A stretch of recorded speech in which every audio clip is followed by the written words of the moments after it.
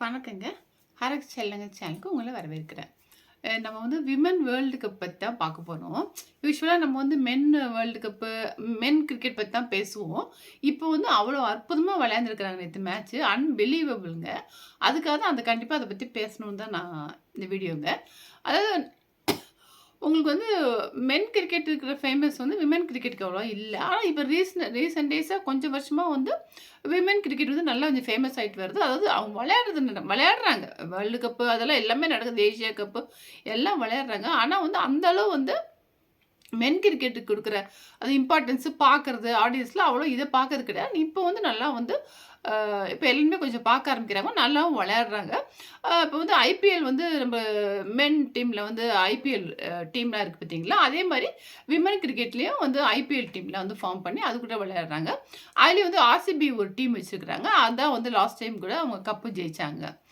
So இப்போ வந்து world cup வந்து நடந்துட்டுருக்கு. 50 ஓவர் வேர்ல்டு கப்பு ஓடிஐ. அதில வந்து நேத்து வந்து ஆஸ்திரேலியாவும், இந்தியாவும் விளையாண்டாங்க. அது வந்து ஆஸ்திரேலியா வந்து பயங்கரமான ரொம்ப வந்து ஒரு என்ன சொல்றது? ஸ்ட்ராங்கான டீமுங்க. அது இந்த வேர்ல்டு கப்லயும் அவ்வளோ வந்து டாப் ஆஃப் த டேபிள் இருந்தது அது. அ ஒரு ஒரு மேட்ச் கூட தோக்கவே இல்ல. 1 மட்டும் தான் ரிசல்ட் வரல. மழைனால கேன்சல் ஆச்சு. ஒரு மேட்ச் கூட தோக்காம வந்தது. ஸோ அதுகிட்ட வந்து இவ்ளோ ரன் வந்து நம்ம சேஸ் பண்ணி இந்தியா எடுக்குமான்ட்டு இந்தியாவுக்கே நம்பிக்கை இல்ல. கேப்டன் வந்து ஹர்மன்பிரீத் கவுர் சொல்லியிருக்கிறாங்க. எங்களுக்கே நம்பிக்கை இல்லன்னு சொல்லி நான் அவ்ளோ பெரிய டீமு லீக் மேட்ச்லயே தோத்துட்டாங்க. ஸோ இவ்ளோ பெரிய ஸ்கோர் 338ங்க. அத வந்து எப்படி சேஸ் பண்ணி எடுக்க முடியும்? யாருமே நம்பல. அதாவது இந்தியாவோட பவுலிங் அவ்வளவு அடி அடின்னு அடிச்சு அப்படி எடுத்துட்டாங்க. இது வந்து இந்தியா எப்படி சேஸ் பண்ணி எடுக்குமான்னு யாருக்குமே நம்பிக்கை இல்ல. ஸோ ஆரம்பத்தில எப்படி நடந்ததுன்னு பார்க்கலாம். அதாவது வந்து ஒரு 8 டீம் வந்து கலந்துக்கிட்டாங்க. அ மெயினான team India, Australia, New Zealand, south Africa, England, west இண்டீஸ்லாம் கிடையாது. அப்புறம் பங்களாதேஷ், ஸ்ரீலங்கா. இவன் 8 டீம் தான் வந்து வேர்ல்டு கப்ல. இதுல வந்து ஒரு டீம் வந்து எல்லா டீம் கூடயுமே வந்து விளையாடணும். அது மாரி இருந்தது. இதுல வந்து பார்த்தீங்கன்னா, இந்தியா வந்து மெயினான டீம், பெரிய team Australia, England, south Africa 3 பேர் டீமே தோத்துட்டாங்க. பங்களாதேஷ், பாகிஸ்தான், அப்புறம் ஸ்ரீலங்கா இவங்ககிட்ட தான் ஜெயிச்சிருந்தாங்க. ஸோ இந்தியா வந்து 7 மேட்ச் விளையாண்டு 3 மேட்ச் தோத்துட்டு 3 மேட்ச் ஜெயிச்சிருந்தாங்க. 1 ரிசல்ட் வரல. இப்படி இருக்கப்ப இந்தியா வந்து செமிஃபைனல்ஸ் போணும்னா, அதாவது நாக் அவுட் மேட்ச் மாரி இருந்தது. இந்தியாவுக்கும், நியூசிலாந்துக்கும் ஒரு மேட்ச். இதுல வந்து யார் ஜெயிக்கிறாங்களோ, அவங்க தான் செமிஃபைனல்ஸ் போக முடியும். ஏன்னா 2 பேருமே 4, 4 பாயிண்ட் இருந்தாங்க. அப்படிங்கிறப்ப இதுல வந்து அது தவிர இன்னொரு மேட்ச் இருந்தது. சின்ன டீம் கூட.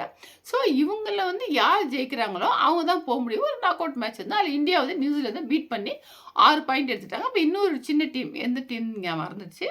அவங்க இப்ப விளையாடுறப்ப மழை பெஞ்சனால ரிசல்ட் கிடைக்கல. அதுல 1 பாயிண்ட் கிடைச்சு 7 பாயிண்ட் எடுத்து இந்தியா வந்து போயிடுச்சு 4த் பிளேஸ்.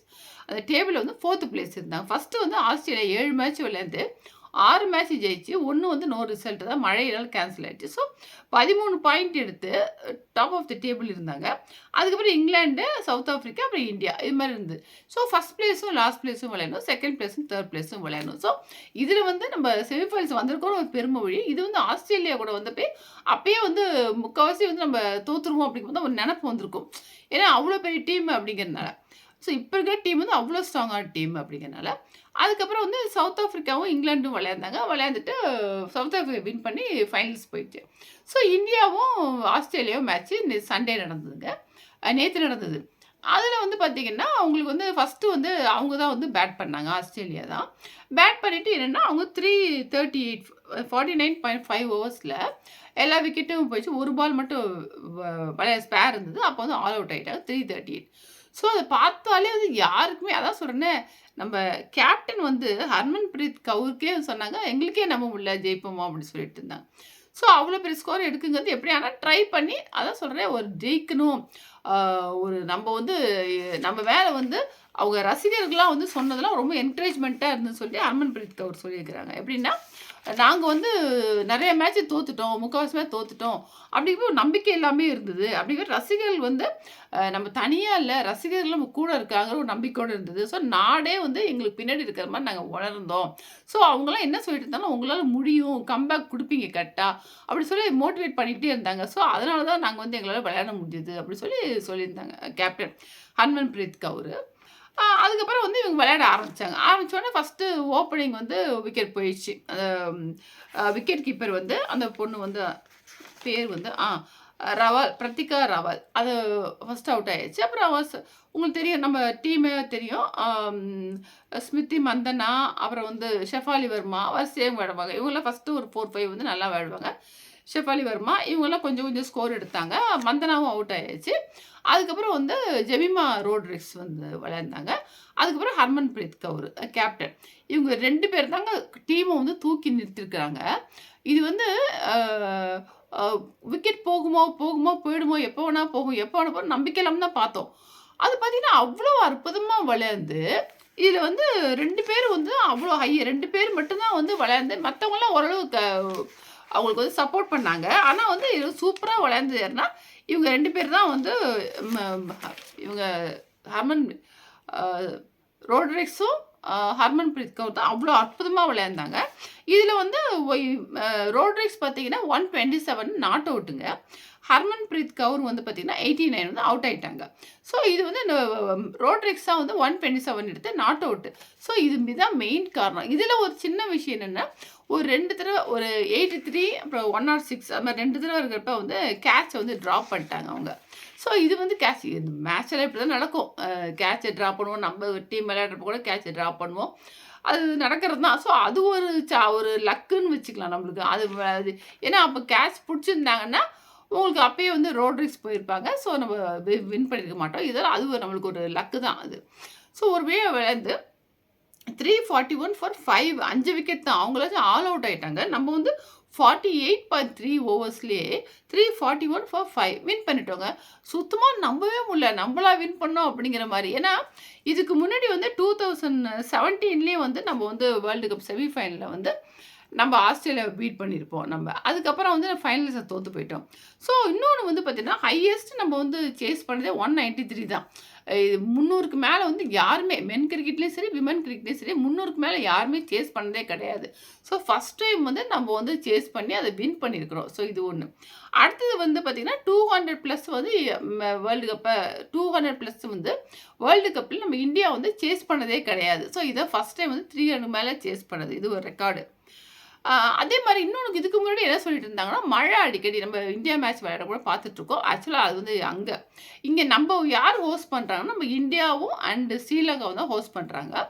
இதுல வந்து மழை வர சான்ஸ் நெறைய இருக்கு அப்படின்னு சொல்லிட்டு இருந்தாங்க. ஸோ இது மழை வந்ததுன்னா, ரிசர்வ் டே ஒண்ணு உண்டு. செமி ஃபைனல்ஸ்க்கும், ஃபைனல்ஸ்க்கும். ஸோ இந்த ரிசர்வ் டேல வந்து எவ்வளோ விளையாண்டு ஸ்டாப் பண்ணுறாங்களோ, அதுலேருந்து கன்டின்யூ ஆகும் அப்படி சொல்லியிருந்தாங்க. அப்படியே செகண்ட் டைமும் வந்து ரிசர்வ் டேலயே வந்து மழை வந்து விளையாட முடியலன்னா, யார் நெறைய வின் பண்ணியிருக்காங்களோ, அவங்க தான் ஃபைனல்ஸ் போவாங்க. ஸோ ஆப்வியஸா வந்து உங்களுக்கு ஆஸ்திரேலியா தான் வந்து லீடிங்ல top of the table. So அவங்க தான் வந்து போயிடுவாங்க அப்படின்னு இருந்தது. ஸோ அது ஒரு இது இருந்தது நம்மளுக்கு. மழை வந்தா அது போயிடுமேன்னு ஒரு பக்கம். அடுத்து ஏன்னா 50% மழை வர சான்ஸ் இருக்குன்னு சொல்லி கடைசியில அவ்வளோ மேட்ச் நல்லா சூப்பரா முடிஞ்சதுன்னு வச்சுக்க. நம்ம வந்து அவ்வளோ சந்தோஷம், அவ்வளோ அழகா வந்து நம்ம வந்து ஃபைனல்ஸ் போயிட்டோம். இதுக்கு முன்னாடி வந்து 2 தடவ நம்ம வந்து ஃபைனல்ஸ் போயிருக்கோங்க. அது வந்து எப்பன்னா 2005லயும் 2017லயும். 17ல வந்து ஆஸ்திரேலியாவ தோற்கடிச்சு ஃபைனல்ஸ் போனோம். 2005லயும் அப்படிதான். ஆனா 2 தடவை ஃபைனல்ஸ் போய் நம்ம கப் வின் பண்ணல. இப்போ வந்து 3 டைமா நம்ம போயிருக்கோம். ஸோ இது வந்து பார்த்தீங்கன்னா, உங்களுக்கு வின் பண்ணணும். ஏன்னா இதுவே வந்து இவ்வளோ பெரிய ஸ்கோர வந்து சேஸ் பண்ணி அவங்க போயிருக்கிறாங்க. ஸோ அதே மாரி வந்து இது வந்து அவங்களுக்கு ரொம்ப வந்து ஒரு என்ன குடுக்கும், ரொம்ப வந்து கான்ஃபிடென்ட் குடுக்கும். கான்ஃபிடன்ஸா வந்து நம்ம ரொம்ப கான்ஃபிடன்ஸ் லெவல் வந்து ஜாஸ்தியா இருக்கும். ஸோ நம்மளால கண்டிப்பா முடியும். நம்ம இதுவே வந்து ஆஸ்திரேலியாவே அவ்வளோ பெரிய டீமே நம்ம தோற்கடிச்சிட்டோமே! ஃபைனல்ஸ்ல ஜெயிப்போம்னு நம்பிக்கை இருக்கும் அவங்களுக்கு. அதே மாரி வந்து ஃபைனல்ஸ்ல வந்து அவங்க சவுத் ஆஃப்ரிக்கா கூட தான் விளையாடுறாங்க. சண்டே விளையாடுறாங்க. ஸோ அது வந்து எப்படி இருக்குன்னு சொல்லிட்டு, இதில வந்து பார்த்தீங்கன்னா, உங்களுக்கு வந்து இப்போ வந்து சாம்பியன் வந்து புது சாம்பியன். ஏற்கனவே இருந்தவங்க கிடையாது. இப்ப 2 பேரும் ஜெயிச்சாலும் ஏற்கனவே சாம்பியன் ஆனது கிடையாது அவங்க வேர்ல்டு கப்ல. ஸோ 2 பேர்ல யார் ஜெயிச்சாலும் ஒரு புது சாம்பியன். சவுத் ஆஃப்ரிக்கா எப்பவுமே லக்கு கிடையாது. மென் கிரிக்கெட்ல வந்து ஃபைனல்ஸ் வரைக்கும் போனா கூட கப்பு ஜெயிக்காது. இந்த தடவ வந்து பார்த்தீங்கன்னா, இப்ப சவுத் ஆஃப்ரிக்காவும், இந்தியாவும் போயிருக்கு. ஸோ யார் ஜெயிச்சாலும் புதுசா ஒரு சாம்பியன். ஏற்கனவே வாங்காதவங்க தான் வாங்க போறாங்கன்னு சொல்லிட்டு. ஸோ அவ்வளவு ஆர்வமா வந்து எல்லாருமே எதிர்பார்த்துட்டு இருக்காங்க. ஸோ விமென் கிரிக்கெட்டுக்கு அவ்வளோ சப்போர்ட்டுங்க. அவ்வளோ வந்து பார்த்தீங்கன்னா, இப்ப எல்லாரும் பார்க்க ஆரம்பிச்சுட்டாங்க. ஸோ இவங்கலாம் வந்து இப்ப இந்த டீம் வந்து ரொம்ப நல்லா ஒரு யங் டீம் வந்து அவ்வளோ சூப்பரா விளையாண்டுட்டு இருக்கிறாங்க. ஸோ நம்ம வந்து சண்டே அன்னைக்கு வெயிட் பண்ணுவோம் எப்படி விளையாடுறாங்கன்னு சொல்லிட்டு. இதே மாரி வந்து அவ்ளோ டிட்டர்மினேஷன் வேற. நம்மளால முடியும், ஜெயிக்கணும்னு சொல்லி எப்படி மென் கிரிக்கெட்ல பண்ணாங்களோ, அதே மாரி ஒரு டிட்டர்மினேஷனோட நம்ம கண்டிப்பா முடியும் அப்படின்னு சொல்லிட்டு, அதுவும் வரவங்க பின்னாடி வரவங்க கூட அவ்ளோ சப்போர்ட்டா இவங்க விளையாடுறப்ப ரோட்ரிக்ஸ்லாம் விளையாடுறாங்கன்னா, பின்னாடி வரவங்களும் அவ்ளோ சப்போர்ட்டா இருந்துட்டு விளையாண்டாங்க. அவ்ளோ நல்லா சூப்பரா இருந்தது. ஸோ பாருங்க ஆஸ்திரேலியா வந்து டாப் ஆஃப் த டேபிள்ல இருந்தது. அவ்ளோ ஒரு எடுத்து இருந்தது. கடைசில வந்து செமி ஃபைனல்ஸ்க்கு முடியல. சாரி ஃபைனல்ஸ்க்கு முடியல. அ அவுட் ஆயிட்டாங்க. இதான் ஒரு என்ன சொல்றது? ஒரு பேட் லக்குங்கிறது அவ்வளோதான். ஸோ இந்த வீடியோ உங்களோட ஷேர் பண்ணிக்கிறோம். நீங்க எத்தன பேர் பார்த்துருப்பீங்கன்னு தெரியல. ஸோ இது வந்து நம்ம ஃபைனல்ஸ் முடிஞ்சோனே என்ன ஆகுதுன்னு சொல்லி பார்ப்போம். இந்த வீடியோ இத்தோட முடிச்சுக்கிறேங்க. உங்களுக்கு பிடிச்சிருந்தா லைக் பண்ணுங்க, ஷேர் பண்ணுங்க, சப்ஸ்கிரைப் பண்ணிக்கோங்க. எப்படி இருந்தது கமெண்ட்ஸ்ல சொல்லுங்க. Thank you.